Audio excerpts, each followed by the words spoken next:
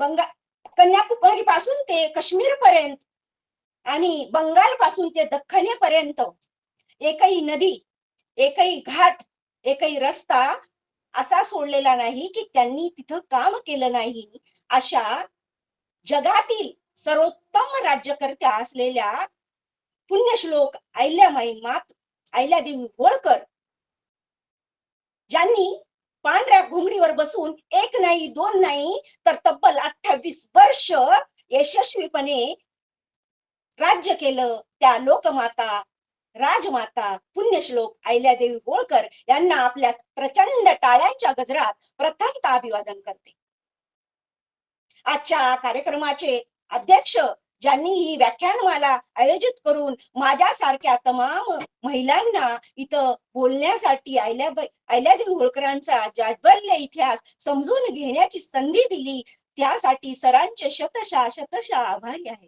कारण अहिल्यादेवी होळकर मला 46व्या वर्षी कळालेल्या आहेत. इथे दीपस्तंभचे सर्वच बुद्धिजीवी सदस्य जे दीपस्तंभनी प्रज्वलित करून स्वयंप्रकाशित केलेले आहेत, सर्व सदस्यांचं आणि माझ्या जे कुटुंबीय आहेत, माझ्या बहिणी, माझे मैत्रिणी, जे जे सदस्य आहेत, सर्वांचं मी मंगल सावंत आजच्या 4थ्या पुष्पामध्ये मी सहर्ष असं स्वागत करते. आणि पुन्हा एकदा राष्ट्रमाता अहिल्यादेवी होळकरांच्या 300व्या जयंती निमित्त खूप साऱ्या शुभेच्छा देते. आज भारतामध्ये अनेक ठिकाणी 300वी जयंती मोठ्या थाटामाटात साजरी होते. म्हणून परंतु 300 वर्ष एका महान स्त्रीचा इतिहास समजायला इतका 300 वर्ष का लागले, त्यासाठी का लागले तर त्याच्या मागे कारण आहे. काल पतीच्या प्रेताबरोबर चितेवरी जाळली जात होती जिवंत नारी. काल पतीच्या प्रेताबरोबर सतीच्या नावाखाली चितेवरी जिवंत जाळली जात होती नारी. संविधानात दिलेल्या मूलभूत अधिकारामुळे अनेक क्षेत्रामध्ये उंच भरारी घेत आहे आजची नारी. पत्रिकेतील शनी मंगळच नव्हे तर राहू केतुलाही बाजूला सारून ती मंगळ मोहीम यशस्वी करती आजची नारी. मंगळ मोहीम यशस्वी केली आजची नारी. ही सर्व प्रेरणा मिळाली आम्हाला, ही सर्व प्रेरणा मिळाली आम्हाला जिजाऊ, अहिल्या, सावित्री, रमाई तुमच्या तेजस्वी इतिहासातून, तुमच्या प्रेरणादायी इतिहासातून. म्हणून मी मंगल सावंत आज तुमच्या समोर विषय घेऊन येते, लोकमाता अहिल्यामाई होळकर, काल, आज आणि उद्या. काल म्हणजे भूतकाळ असतो, आज म्हणजे वर्तमान काळ असतो, उद्या म्हणजे भविष्य काळ असतो. कालचा इतिहास जाणून घेतल्याशिवाय आजचा इतिहास कळत नाही, आजचं जगणं कळत नाही. कालच्या इतिहासामध्ये आजची बीजे रोवलेली असतात. म्हणून डॉक्टर बाबासाहेब आंबेडकर म्हणतात, जो समाज, जो कोम, जी व्यक्ती आपला इतिहास विसरते त्याला इतिहास धडा शिकवल्याशिवाय राहत नाही. म्हणून इतिहास समजून घेतला पाहिजे असं डॉक्टर बाबासाहेब आंबेडकर म्हणतात. तर आम्हाला 300 वर्षापर्यंत अहिल्याबाई होळकरांचा इतिहास का कळाला नाही, तर त्याला कारण आहे एक. आणि आम्हाला आज 300 वर्षानंतर, बाळा ते फॅन लाव रे, सॉरी, 300 वर्षानंतर आम्हाला अहिल्यादेवी होळकरांचा खरा इतिहास कुठून कळालेला आहे. कारण एवढं मोठं अनेक कार्य आतापर्यंतच्या 3 वक्त्यांनी त्यांचा A to Z जे काही इतिहास आहे, इत्थंभूत जन्मापासून ते त्यांच्या शेवटपर्यंतचा इतिहास आमच्या पुढे सादर केलेला आहे. केलं का तू गडबड? सादर केलेला आहे. तर मला एक महत्वाचं माझं खूप चलो इतिहासामध्ये एक डी कोसंबी नावाचे गणित तज्ञ, जे आपल्या भारतातले संशोधक आहेत, त्यांच्याकडे एक जर्मनचा जो इतिहास संशोधक आहे, त्याला भारतातलं जे काही इतिहास आहे भारताचा, दैदिप्यमान जो इतिहास आहे, इथली जे कला आहे, इथलं जे शास्त्र आहे, ते त्यांना समजून घ्यायचं होतं. तर त्यांनी भारतात म्हणले, मला जर भारताचा इतिहास समजून घ्यायचा आहे, तर मी भारतात कुणाकडून थांब हा इतिहास समजून एक घेऊ. मिनिट थांब. गीताताई, हा सांगा सर. आपला माईक बंद करा. आपला माईक चालू आहे.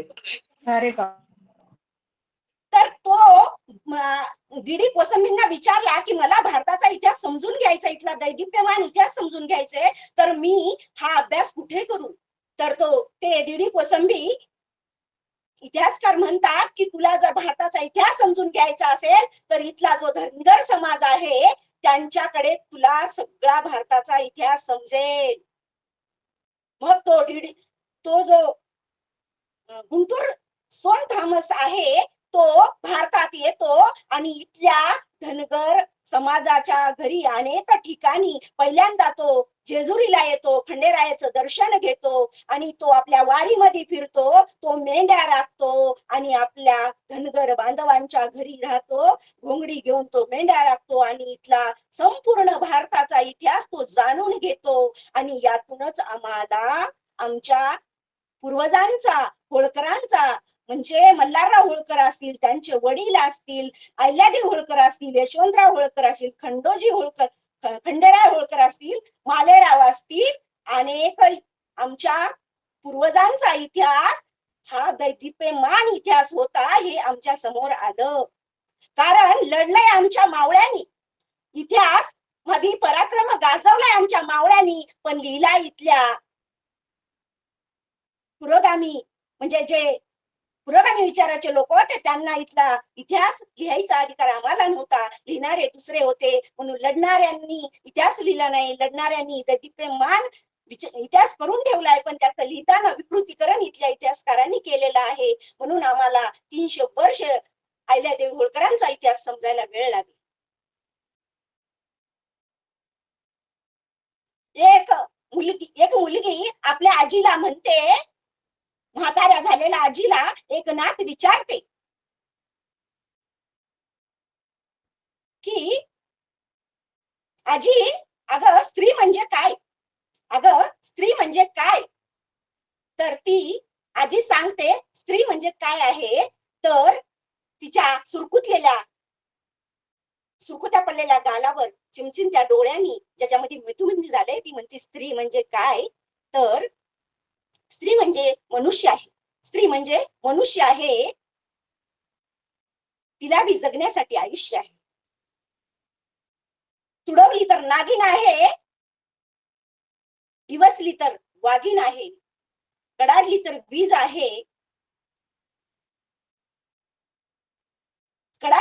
आहे, त्यागाची थीज आहे. आणि बरं का ग पोरी, तिच्या उदरात इथल्या विश्वातलं निर्मितीचं बीज आहे, अशी आजी म्हणते. आणि ह्या विश्वाच्या बीज जे आहे ते बीजाचा इतिहास आम्ही समजून घेतोय, ते गुंटूर सोन थॉमस यांनी लिहिले त्या इतिहासामधून. तर मल्हारराव होळकरांचा इतिहास आतापर्यंत अनेक वक्त्यांनी सांगितलेला आहे, पण या ज्या कडाडणारी वीज आहे, जिचा जन्म अहमदनगर जिल्हा पूर्वी आश्रमात आता अहिल्यानगर झालेला आहे. जामखेड तालुक्यामध्ये चोंडी या गावी त्यांचा जन्म 31 मे 1725 रोजी झालेला आहे. ही चिमुरडी 8 वर्षाची असताना मल्हारराव होळकर मावळ प्रांत जिंकून, तिकडचा प्रदेश जिंकून जेव्हा आई ते पुण्याला पेशव्याला भेटायला येत असतात, त्यांचा मुक्काम, त्यांचं तळ सैन्याचं चोंडी या गावी सीना नदीच्या काठावर तळ पडतो. आणि ते संध्याकाळच्या वेळेला तिथं मंदिराच्या तिथं बसलेले असतात. तर एक चिमुरडी, एक तेजस्वी मुलगी ती मंदिराच्या दिशेने येते आणि ती मंदिरात येते, धाडसाने येते. कारण जेव्हा सैन्याचं तळ पडलेलं असायचं तेव्हा लोक बाहेर पडायचे नाही, घाबरायचे. कारण ते तलवारी, ते घोडे सगळं पाहून ते घाबरायचे, लोक बाहेर पडायचे नाहीत. पण ही मुलगी 7-8 वाजता रात्रीच्या मंदिरात येते, तिथं दिवाबत्ती करते आणि ती निघून जाते. आणि मल्हारराव होळकर हे महापराक्रमी, अनुभवी, त्यांनी त्या तेजस्वी मुलीला पाहतात आणि त्या शेजारच्या त्यांच्या एका सैनिकाला विचारतात की ही मुलगी कोण आहे. ते म्हणतात आपलीच आहे हो, आपलीच आहे, आपल्या मानकोजी शिंदे जे आहेत त्यांची कन्या आहे पाटील त्यांची. अरे रे, मग आपण उद्या तिथंच नाश्त्याला जायचं.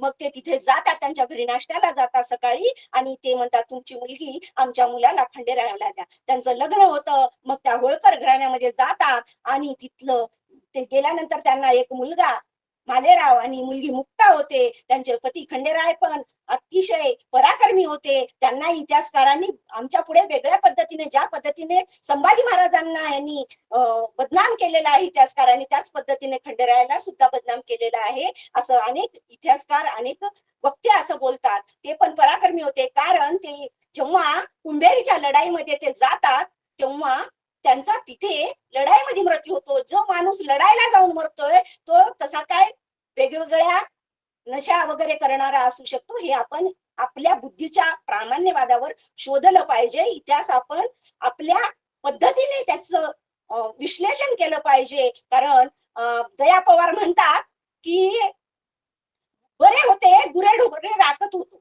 बरे होते गुरेढोरे राखत होतो, पुस्तकांशी ओळख झाली आणि क्रांतीची मशाल फडफडायला लागली. कारण जेव्हा पुस्तक वाचलं की मस्तक सुधारतं. सुधारलेलं मस्तक कुणापुढे नतमस्तक होत नाही. नतमस्तक न झाले कुणा सुधारलेलं मस्तक कुणाचा हस्तक होत नाही. कुणाचं हस्तक न झालेलं मस्तक कुणापुढे नतमस्तक होत नाही. पुस्तक बाबासाहेब म्हणतात की तुमच्याकडे 2 रुपये असतील तर 1 रुपयाचं पुस्तक आणि 1 रुपयाची भाकरी घ्या. भाकरी तुम्हाला जगण्यासाठी मदत करेल आणि पुस्तक तुम्हाला कसं जगावं हे कळेल. म्हणून जे आपण वाचतो त्याचं आज आपले लोक वाचायला लागलेत, विश्लेषण करायला लागलेत, प्रत्येक गोष्टीचा अर्थ समजून घ्यायला लागलेत. म्हणून आपल्याला खरा इतिहास समजायला लागले. आणि आता मी वाचताना 2 पुस्तकं वाचल्या. एक विजया जागीरदारचं महाराष्ट्राच्या शिल्पकार तेजस्विनी अहिल्याबाई होळकर आणि दुसरं पुस्तक वाचले लोकमाता अहिल्यादेवी होळकर, प्राध्यापक अर्जुन जाधवांचं. दोघांचं वेगवेगळं आहे, कारण एक पुरोगामी विचाराचा आहे, एक म्हणजे प्रत्येक लेखकांनी कसा लिहिलंय आपल्या ते आपल्याला आपल्या बुद्धीच्या ह्याच्यावर आपल्याला तपासावा लागेल आपला इतिहास. मग अहिल्याबाई होळकरांचे पती कुंभेरीच्या लढाईमध्ये मृत्युमुखी पडतात, पण मल्हारराव हे या तेजस्वी मुलीचं कर्तृत्व, हिचं तेज शोधतात आणि तिला सगळ्या प्रकारचं शिक्षण देतात. सगळं कला त्यांना, भाला कसा चालवायचा, घोड्यावर कसं बसवायचं, कसं प्रशासन चालवायचं, गनिमी कावा कसा असतो, राजनीतीचे धडे, अनेक प्रकारचं शिक्षण देतात. आणि अहिल्याबाई थोड्या दिवसात तरबेज होतात. त्यांचा पती आणि त्यांचे सासरे जेव्हा युद्धावर जातात, अनेक पत्र त्यांचे उपलब्ध आहेत. मल्हाररावांनी अनेक पत्रव्यवहार अहिल्याबाईंना कसं राज्य चालवायचं, कसा दारुगोळा पाठवायचा, कुठल्या मार्गाने पाठवायचा, कसं खर्च करायचं, हे सगळं त्यांनी पत्राद्वारे कळवलेले आहेत. इतकं पुरावे आहेत. तर अहिल्याबाई होळकर हे राज्य करत असताना त्यांचं राज्य कसं होतं, अनेक त्यांनी इतकं म्हणजे त्यांच्या राज्यामध्ये त्यांचं प्रशासन, त्यांनी अनेक म्हणजे घाट बांधले, नद्या बांधले, अनेक नद्यांवर जे घाट बांधलेले आहेत अहिल्याबाई होळकरांनी, त्यांचे घाट पिण्याचा पाण्याचा वेगळा घाट आहे, कपडे धुण्याचा पाण्याचा आहे, गुरढोर पाणी पिण्याचा वेगळा घाट आहे. आणि त्या प्रत्येक घाटातलं पाणी इतकी म्हणजे स्थापत्य कलेचा उत्तम नमुना म्हणजे अहिल्याबाई होळकरांचं ते जे कला होती, जे ते नक्षी होते, मंदिरांचा जर जीर्णोद्धार बघितला तर अति म्हणजे जगातल्या सर्वोत्तम जे शेर आहेत त्यापैकी म्हणजे महेश्वरी जे त्यांचं शहर आहे, इंदोरवरून जेव्हा त्यांनी महेश्वरीला गेले तिथं त्यांनी 28 वर्ष राज्य केलेलं. तिथं अनेक कलांचं उत्तम नमुना आहे. अनेक जगातले लोक तिथली कला पाहायला येतात. तर ते पाणी, सांडपाणी पिण्याच्या पाण्यात जात नाही असं त्यांनी तशी व्यवस्था केलेली आहे. सांडपाण्यामध्ये गुरढोर तिथं जाऊ शकत नाहीत. आणि हे जे घाट बांधलेले आहेत त्यांनी, त्याचा वेगळा उद्देश आहे. त्या काळामध्ये खूप मोठ्या प्रमाणात नद्यांना पूर यायची, खूप मोठ्या प्रमाणात नद्यांना पूर यायचं आणि अनेक गाव, अनेक शेतकऱ्यांचा पिकांचं नुकसान व्हायचं. ते पिकांचं नुकसान होऊ नये म्हणून त्यांनी हे घाट बांधलेले आहेत. किती जरी मोठा पूर आला तरी ते गावात शिरणार नाही असे त्यांनी घाट बांधलेले आहेत. आणि हे जे म्हणजे धर्मालय बांधलेले आहेत, जे म्हणजे राहण्यासाठी जे हे बांधलेले आहेत, म्हणजे विश्रामगृह बांधलेले आहेत, अनेक पाणवटे, विहीर, कशासाठी तर पानिपतच्या लढाईमध्ये आमचं सैन्य जेव्हा हरला होता आणि अनेक रक्तसाठा झाला होता, अनेक लोक जखमी झाले होते, त्यांनी पाणी प्यायला भेटत नव्हतं, त्यांना अन्न खायला भेटत नव्हतं, म्हणून त्यांना अन्न छत्रालय उघडले होते, विहिरी खोदल्या होत्या. म्हणजे अनेक सुधारणा त्यांनी जनतेसाठी रयतासाठी करणारे होते. म्हणजे सर्व धर्म समभाव. त्यांनी नुसतं मंदिरांचा जीर्णोद्धार नाही केला, तर त्यांनी इथल्या मस्जिदींना सुद्धा त्यांनी म्हणजे त्यांचा सुद्धा जीर्णोद्धार केला आणि तिथल्या लोकांना सांगितलं की तुमच्या पूर्वजांनी आमची विरासत नष्ट करण्याचा प्रयत्न केलाय, नष्ट केलेली आहे, आम्ही आता त्याचा जीर्णोद्धार करतोय, तुम्ही तुमचा धर्म पाळा, आम्ही आमचा धर्म पाळतो, तुम्ही आमच्यामध्ये तुम्ही पण गुण्या गोविंदाने राहा, आम्ही पण राहतो. म्हणून मला इथे आठवती महात्मा फुलेंची एक ओळ, धर्मराज्य भेद मानवा नसावा, धर्मराज्य मानवा नसावे, सत्याने वागावे ईशासाठी, धर्मराज्य भेद मानवा नसावे, सत्याने वागावे ईशासाठी, ख्रिस्त मोहम्मद मांग ब्राह्मणाशी, ख्रिस्त मोहम्मद मांग ब्राह्मणाशी, धरावे पोटाशी बंधुपरी, निर्मिकाचा धर्म सत्य आहे एक, निर्मिकाचा धर्म सत्य आहे एक, भांडणे अनेक कशासाठी.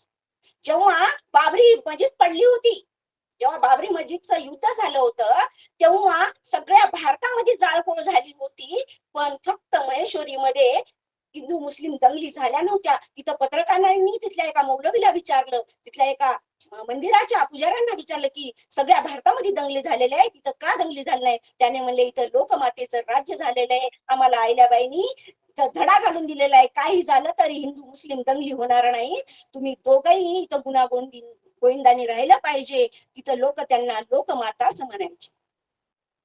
राजा कसा असला पाहिजे, राणी कशी असली पाहिजे, राजा हा प्रजेचं सुखातच राजाचं सुख असलं पाहिजे, असं राज्य अहिल्याबाई होळकरांनी केलेलं आहे. त्यांची अनेक उदाहरणं तुम्हाला इथे देता येतील. मला सगळ्यात महत्वाचं उदाहरण म्हणजे जेव्हा त्यांचा मुलगा, अनेक दुःख त्यांनी 38 मृत्यू त्यांनी त्यांचे बघितलेले. जेव्हा मी हा प्रसंग वाचत होते, जेव्हा त्यांचे पती 1754 त्यांचे पती वयाच्या 29व्या वर्षी अहिल्याबाई होळकर विधवा होतात. 70 वर्षाचं आयुष्य अहिल्याबाई होळकरांना लाभलेलं आहे. 29व्या वर्षी जेव्हा त्या विधवा होतात, तेव्हा त्या सती जाण्यासाठी तयार होतात, पण मल्हारराव होळकर त्यांना गुरुदक्षिणा मागतात आणि म्हणतात तू सती जायचं नाही. त्यांना प्रवृत्त करतात आणि सासऱ्याला गुरुदक्षिणा म्हणून त्या राहतात. तू माझा काय उन्हाळा करतेस का, असं जेव्हा मल्हारराव होळकर म्हणतात सती जात नाहीत. सती न जाणं त्या काळात जो मध्ययुगीन काळ आहे तो अंधारलेला काळ होता, कारण तिथं धर्मसत्य राजसत्तेपेक्षा धर्मसत्ता ही प्रबळ होती, कारण धर्मसत्य पुढे राजसत्ता ही चालत नव्हतं इतका, कारण तो 18वा शतक म्हणजे सती जाण्याची प्रथा होती. जर एखादी स्त्री सती नाही गेली तर तिला लोकनिंदेला अनेक तिच्यावर म्हणजे आरोप केले जायचे, तिच्या चारित्र्यावर चिंचोडे उडवले जायचे. त्या काळात अहिल्यादेवींनी काय सहन केलं असेल हे मला जेव्हा त्यांचा मुलगा म्हणजे मल्हारराव होळकर हे 1766 मल्हारराव होळकरांचं निधन होते आणि त्या एकटी पडतात. नंतर 1767 मालेरावांचा जेव्हा मृत्यू होतो, तेव्हा त्या मालेरावांच्या 2 पत्नी असतात. वयाच्या 22व्या वर्षी त्यांचा मुलगा जातो आणि इतकं दुःख होतं. त्याच वेळी त्यांच्या 2 सुना मैना आणि प्रीता म्हणून त्यांच्या एक 8 वर्षाची आणि एक 11 वर्षाची 2 सुना असतात आणि त्यांचं सरण रचलं जातं मालेरावाचं. आणि या 2 मुली चिमुरड्या अशा आक्रोश करत असतात, सासूबाई आम्हाला सती जायचं नाही, आम्हाला वाचवा, आम्हाला वाचवा. पण त्यावेळी अहिल्याबाई होळकरांनी त्यांच्या दोन्हीही सुनांच्या वडिलांना समजवण्याचा प्रयत्न करतात. कुठलाही धर्म सती जा म्हणणारा धर्म हा धर्म नाही, अधर्म आहे. कारण या 2 मुली ज्या आहेत तुमच्या, त्यांना फक्त मंगळसूत्रांनी त्या बाटलेल्या आहेत, त्यांना पतीचं प्रेम मिळालेलं नाही. आपल्या मुलाविषयी बोलतात, आपल्या पतीचं प्रेम मिळालेलं नाहीये, तर त्यांनी फक्त बाटलेले आहेत, त्यांना जिवंत जाळू नका. जर ते त्यांचे वडील म्हणतात तुम्ही सतीनं जाऊन तुम्ही धर्म बुडवलेला आहे, आमच्या घराण्यामध्ये कुणी सती न जाता राहिलेलं नाही, नाही तर स्वर्ग भेटणार नाही. त्याच्यावर त्यांना सांगतात अहो कुठला कुठला स्वर्ग, कारण महिला पती मेल्यानंतर महिला त्याच्या चितेवर गेल्यावर ती स्वर्गात जाते, तर मग पत्नी मेल्यावर पुरुष चितेवर का जात नाही? त्याला स्वर्गाची गरज नाही का? तर तुम्ही हे थांबवा. आपण तरी अहिल्याबाई हतबल होतात, कारण जनतेच्या पुढे त्यांचं काही चालत नाही. आणि त्या 2 मुली किंकाळ्या मारत, मुलाच्या मृत्यूपेक्षा ते दुःख त्यांना सहन होत नाही, इतका आक्रोश त्या मुली करतात. ते आवाज ऐकू येऊ नये म्हणून त्या काळामध्ये ढोल वाजवलं जायचं. जर त्या एक आपल्याला चटका लागला तर काय वेदना होतात, आणि त्या कोवळ्या मुलींना जेव्हा चितेवर जाळलं जात असेल काय वेदना होत असतील. काय धर्मसत्ता होती, काय ग्रंथामध्ये इतकं महिलांना इतकं का गुलाम केलं होतं. खूप म्हणजे खूप वेदना झाल्या, खूप वेदना झाल्या. त्या मुली जेव्हा बाहेर यायचा, एक मुली प्रयत्न करते, तिला वेळूच्या काठीन तिला दुसऱ्या मांजरासारखं जाळलं जात होतं. इतकी धर्मसत्ता लोकांच्या डोक्यात फिट होती. आज आज आज त्या काळामध्ये सती जात होती, पण आज मुली वेगळ्या पद्धतीने मारल्या जात आहेत. म्हणून आजच्या स्त्रीनी मागचा इतिहास जाणून घेऊन प्रगल्भ झाल्या पाहिजेत, अन्यायाचा विरोध करण्यासाठी तयार झाले पाहिजेत. त्या काळातही मल्हारराव होळकरांसारखा पित्याप्रमाणे प्रेम करणारा सासरा होता.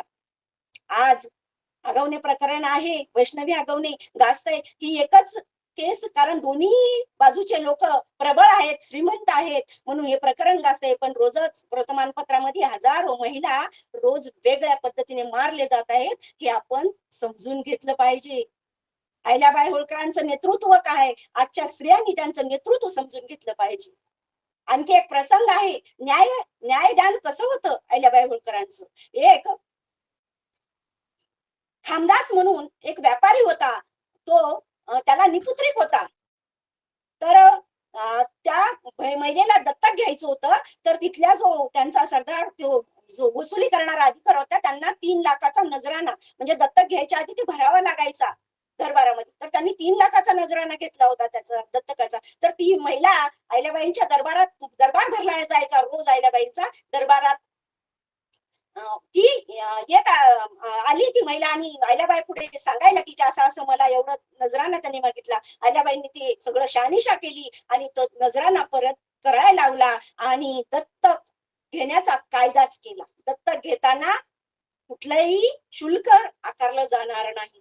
त्याचप्रमाणे दुसरी एक महिला जी एका सरदाराची बायको होती, तिला दत्तक पुत्र घ्यायचा होता, पण तिला तिच्या दाशीचा घ्यायचा होता. तर अनेक नातेवाईक तिच्या दारामध्ये येऊन बसले होते की माझा दत्तक घे, माझा. तिला तिथल्या कुठल्याही नातेवाईकांचं घ्यायचं नव्हतं, कारण तो सरदार खूप गर्भश्रीमंत होता. ती अहिल्याबाईच्या इथे येते आणि त्यांना म्हणते की माझी जी संपत्ती आहे सगळी तुमच्या राजदरबार म्हणजे सरकारी खजिन्यामध्ये जमा करून घ्या, आणि मला मोकळं करा. तुमच्या इथं मला दाशी म्हणून राहू द्या, मला इथं तुमच्या इथं मला आश्रय द्या, असं म्हणते. तर अहिल्याबाई म्हणतात असं होणार नाही, हे माळव्यांचं राज्य आहे, इथे कुणावरही अन्याय होणार नाही. तर तुमच्या इथे तुम्ही तुमच्या आवडीनुसार दत्तक घेऊ शकता. तुमच्या इथं तुमच्या इथं तुमचं संरक्षण करण्यासाठी आमचे सैनिक येतील, सैनिक येतील, तुम्ही तुमच्या आवडीचा दत्तक पुत्र घ्या. तेवढ्यात गंगोबा जो तात्या होता, त्यांचा तो हिशोबनीस होता त्यांचा, तो येतो अहिल्याबाई होळकरांना म्हणतो आलेली आयती संधी कशाला घालवता, एवढं आपल्याला सरकारी खजिन्यामध्ये एवढा आपल्याला खजिना भेटणार आहे. ते म्हणतात काय बोलता, एका विधवेचं घेणं म्हणजे महापाप आहे. तर ते न घेता तुम्ही त्यांना दत्तक विधीसाठी आपल्याकडून कपडे द्या. इतकं उदार आजचं राजकारण पहा. म्हणजे अहिल्यादेवी होळकरांनी एवढं मोठं घाट बांधले, म्हणजे किती, म्हणजे बंगाल पासून दख्खन पर्यंत, इकडं काश्मीर पासून म्हणजे कन्याकुमारी पर्यंत यांनी एवढं काम केला. कुठलाही राजा, कुठलाही सरकार आपल्या राज्यापुरता विचार करतं, पण अहिल्याबाई होळकर अख्ख्या भारतवर्षाचा विचार करतात.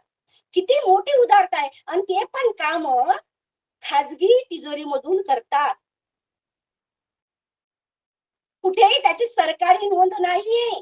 हे नंतरच्या इतिहासकारांनी शोधून आताच सांगितले मी, त्या इतिहासकारांनी आपल्या लोकांच्या मुखातून जे जे मिळालंय त्याच्यातून हे पुढे आलेलं आहे. कुठेच आपला श्रेय घेण्याचा वाद नाही. आज श्रेय घेण्यासाठी म्हणजे 4 आण्याची कोंबडी 12 आण्याचा मसाला, 1 रुपयाचं काम करायचं आणि 10 रुपयाची जाहिरात करायचं आज चालू आहे.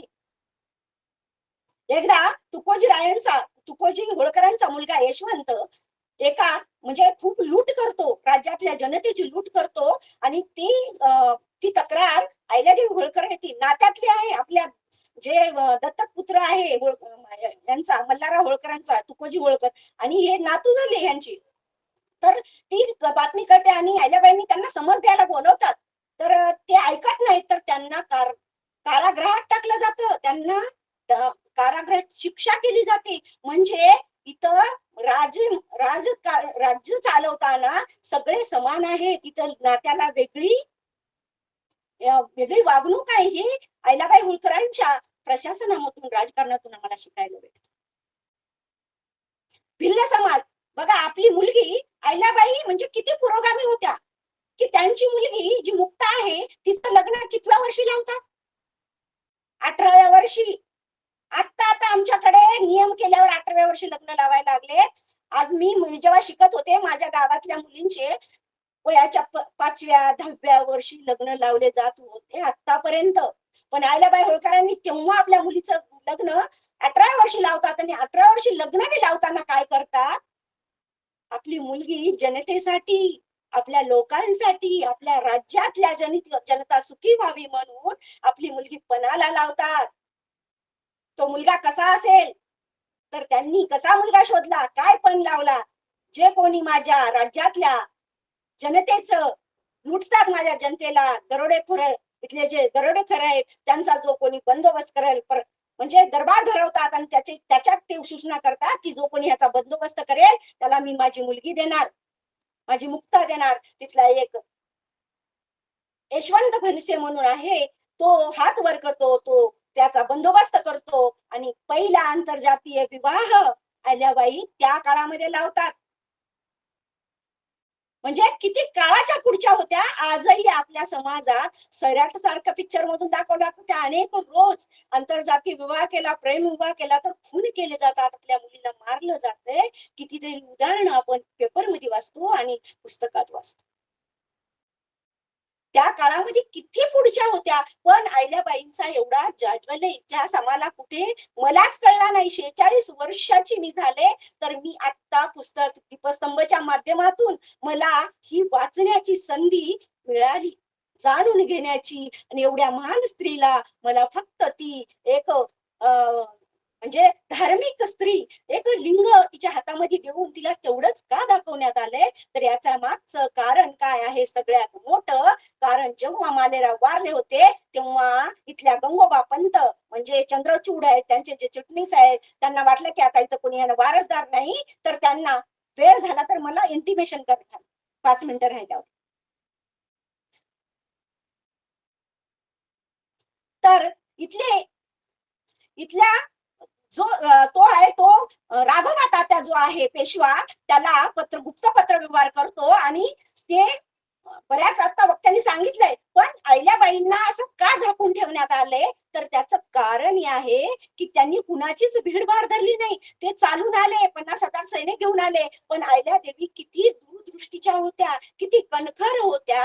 हे इथले इंग्लंडचा जो लॉरेन्स म्हणून आहे, त्यांनी इतिहासात लिहून ठेवलेला आहे. त्यांनी अनेक महाराण्यांचा शोध घेतला की कोण पराक्रमी आहे ह्या भारतवर्षामध्ये, याच्यामध्ये जगामध्ये कुठली राणी महापराक्रमी होऊन गेली. त्याच्यामध्ये तो शोध घेत असताना त्याला म्हणजे रशियाची राणी कॅथलीन आणि डेन्मार्कची राणी मार्गारेट आणि इंग्लंडची राणी एलिझाबेथ ह्या अनेक आणखी काय होऊन गेलेल्या आहेत. त्याचा सगळ्यांचा जेव्हा त्याने शोध घेतला, अहिल्याबाईंचा शोध घेतला, अहिल्यादेवी होळकरांच्या राज्याचा शोध घेतला, तर जगातल्या सगळ्यात महान राज्यकर्ती पैकी एक राज्यकर्ती अहिल्याबाई होळकर होती. आम्हाला फक्त कुणी कळला सोयीनुसार, आम्हाला फक्त इतिहासामध्ये झाशीची राणी बाळाला घेऊन युद्ध करती हिचाच इतिहास आम्हाला दाखवण्यात आलेला आहे. असू द्या, स्त्री ही कुठल्या जातीची धर्माची नसती, ती स्त्री असती, परंतु आम्हाला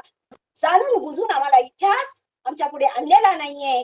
तर जेव्हा झाशीची राणी लढत होती तिच्या बरोबरही झलकारीबाई लढत होती. हे आम्हाला मुद्दा म्हणून दाखवलेलं नाहीये, कारण ती एका सरदाराची मुलगी होती म्हणून ती मुद्दा म्हणून आमच्यापासून तिचा इतिहास लपवण्यात अशाच पद्धतीने आमच्या दैदिप्यमान इतिहास मुद्दा म्हणून लपवलेला आहे. कारण रामबाबा दादांना त्यांचं जे पितळ उघड पडलं, त्यांना हार मानावी लागली, त्यांना ती गादी मिळाली नाही. त्यांनी पत्रात लिहितात, आम्हाला लेची पेची समजू नका, 5,000ची फौज महिलांची त्या काळात तयार करतात. जिथं महिलांना जिवंत जाळलं जात होतं तिथं महिलांची फौज तयार करणारी राणी कशी असेल विचार करा. आत्ताही महिलांना म्हणजे किती अत्याचार होतात. 50,000 1,00,000 पगार घेणाऱ्या महिलेला काय त्रास आहे ते महिलाच जाणतात. त्या काळामध्ये म्हणजे महिलेला म्हणजे बोलण्याचा, घरात बाहेर पडण्याचा अधिकार नव्हता, तर सैन्याची फौज तयार करतात आणि म्हणतात की माझ्यावर तुम्ही चालून आला तर मी जर हारले तरी मला लोक नाव ठेवणार नाहीत, एक शूर मी इतिहास करूनच मरणार आहे जरी हारले तरी. पण तुम्ही जर महिलांकडून हारलात तर तुम्हाला इतिहासामध्ये तोंड दाखायला जागा राहणार नाही, असं पत्रात लिहून कळवतात. सैन्य तयार करतात. जेव्हा त्यांना कळतं की आपल्या बरोबर घर कापे लखाड आहे, या गंगोबाताने आपल्याला फसवलेला आहे, गद्दार झालेला आहे, तेव्हा तयार होतात. आणि त्यांना सगळे आपले जे सरदार होते, मित्र, जे आपले मल्हारराव होळकरांचे मित्र होते, भोसले होते, सगळ्यांना, शिंदेना सगळ्यांना 28 पत्र लिहितात. मग मुलगा जाऊन 12-13 दिवस झालेले असताना एवढी कणखर का होते, तर त्याचा सगळ्यात महत्वाचं म्हणजे अहिल्याबाई होळकर ह्या अभ्यास होत्या, धार्मिक होत्या, पण धर्मांध नव्हत्या. त्या का नव्हत्या? कारण त्यांचं खाजगी ग्रंथालय होतं स्वतःच, आणि सरकारी ग्रंथालय हे खूप मोठं होतं. मग पुस्तक वाचल्या होत्या, ज्ञान घेतल्या होत्या, इतिहासाची जाण होत्या. कारण शिवरायांनी आणि जिजाऊनी इथं म्हणजे स्वराज्य निर्माण करून इथं पेरणी करून गेल्या होत्या. जिजाऊनी इथं मातीमध्ये पेरणी, सुपीक जमीन करून गेल्या होत्या, आणि तिथं आमच्या अहिल्यादेवी होळकरांनी त्याचे बीजारोपण केलं. आणि तो इतिहास आज, उद्या आणि परवा पण तो राहणार आहे. त्यांनी जे काम केलेलं आहे शेतकऱ्यासाठी, शेतकऱ्यांचा शेतसारा कमी केला. एका शेतकऱ्याच्या शेतामध्ये हत्ती गेला आणि तो खूप, एका शेतकऱ्यांचं नुकसान झालं. तो शेतकरी आला आणि त्या दुसऱ्या जो त्याचा हत्ती होता त्याच्या विरोधात फिर्याद त्यांनी दिली. तेव्हा अहिल्याबाईंनी न्यायनिवाडा कसा केला, त्या शेतकऱ्याला तर काही दंड लावलाच, पण तो जो हत्ती होता त्या हत्तीकडूनच त्या शेतकऱ्याचं शेत नांगरून घेतलं. आणि असा न्यायनिवाडा, त्यांच्या न्यायनिवाडा केल्यानंतर कुठलाही म्हणजे विरोधी पक्ष असेल ज्यांनी न्याय मागायला, दोघांचंही समाधान करून त्या पाठवत होत्या. भिल्ल समाजातले लोक जे दरोडेखोर होते त्यांनाच तिथं, त्यांना बैलजोडी देऊन, त्यांना जमिनी देऊन त्यांनाच ते राखण करण्यासाठी ठेवले. जर त्या भागामध्ये, ज्या भागामध्ये दरोडा पडेल, जनतेचं लूट होईल, त्याच पंचायतीकडून म्हणजे जे होतं त्यांची जी जात पंचायत होती त्यांच्याकडून वसूल केला जाईल, असा नियम घातला होता. तर म्हणजे इतकं त्यांचं कार्य, अनेक म्हणजे सांगाय बसलं तर इतकं कार्य आहे त्यांचं. आजही ते आपल्याला प्रत्येकाला प्रेरणादायी. महिलांनी त्यांच्याकडून एकच घ्यायला पाहिजे की आपण छोट्याशा दुःखाने आपण दुःखी होऊन जातो, आपण म्हणजे निराश होतो आणि आपण सगळं काही संपलंय असं समजतो. पण ह्या स्त्रीनं 22 म्हणजे सती गेलेल्या स्त्रिया पाहिलेल्या, त्यांच्या किंकाळ्या ऐकलेत. आपल्या घरातले सगळे भाऊ, वडील, नवरा, मुलगा, एकुलती एक मुलगी, जावई, सगळे ती स्त्री 70 वर्ष जगती, कारण तिच्याकडे ज्ञानाचं भांडार होतं. त्यांनी इतिहासाचा अभ्यास केला होता, म्हणून त्या यशस्वी झाल्या आणि अनेक शोधाच्या, अनेक म्हणजे जननी झाल्या, अनेकाची आई झाल्या. त्यांना सगळे तिथं माता म्हणजे लोकमाता म्हटलं जातं. आजही तुम्ही इंदूर आणि महेश्वरी मध्ये गेलं तर तिथे आपल्याला स्वच्छतेचं शहर म्हणून ओळखलं जातंय. अनेक शोध, अनेक म्हणजे जे लोकोपयोगी वस्तू आहे, जे आजही राहणार आहेत, उद्या बी मंदिरांचा जीर्णोद्धार केलाय अनेक, म्हणजे हे गोष्टी राहणार आहे. सातबाऱ्याचा हा शब्द कुठल्या कलमातला नाहीये. अनेक आत्ता वक्त्यांनी सांगितले, हा शब्द अहिल्याबाई होळकरांनी केलेल्या कार्यातून आहे. 12 झाडं लावायच्या, 7 झाडं शेतकऱ्याला उत्पन्न त्याचं, त्या फळझाडाचं, आणि जे 5 झाडांचं आहे ते त्याच्यातून ती महसूल गोळा करायच्या. म्हणून सातबारा हा शब्द अहिल्यादेवी होळकरांच्या राज्यामध्ये आलेला आहे. तो सातबारा शब्द अनंत काळापर्यंत राहणार आहे. विहिरी खोदलेल्या अनंत काळापर्यंत राहणार आहे, घाट बांधलेले अनंत काळापर्यंत राहणार आहे, आणि सगळंच जे त्यांनी करून ठेवलेलं आहे ते अनंत काळापर्यंत राहणार आहे. इतिहासाच्या पानोपानी जिची गायली गाता, इतिहासाच्या पानोपानी जिची गायली गाता, पुण्य होळकरांची सुनती पुण्यश्लोक माता, होळकरांची सुनती पुण्यश्लोक माता. एवढं बोलून मी माझे 2 शब्द संपवते. जय हिंद, जय महाराष्ट्र. तुम्ही सर्वांनी मला ऐकून घेतला त्याबद्दल तुम्हा सर्वांचे धन्यवाद. पुन्हा एकदा अहिल्यादेवी होळकरांच्या 300 जयंती निमित्त खूप साऱ्या शुभेच्छा देते. सरांनी मला इथं अहिल्याबाई होळकर बोलण्याची संधी दिली. सर, खरंच खरंच खूप खूप धन्यवाद.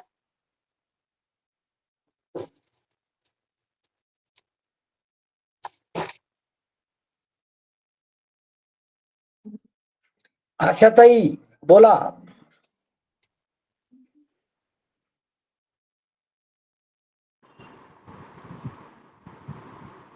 आशाताई आहेत का? आले आले सर, आले. खूप सुंदर, खूप छान. मंगलताईंनी षटकार मारलाय. योग्य ठिकाणी योग्य व्यक्तीकडून मिळाले ज्ञान, योग्य ठिकाणी योग्य व्यक्तीकडून मिळालेले ज्ञान हे माणसांना त्यांचे विचार आणि जीवनाचे प्रवाह बदलण्यास भाग पाडतात.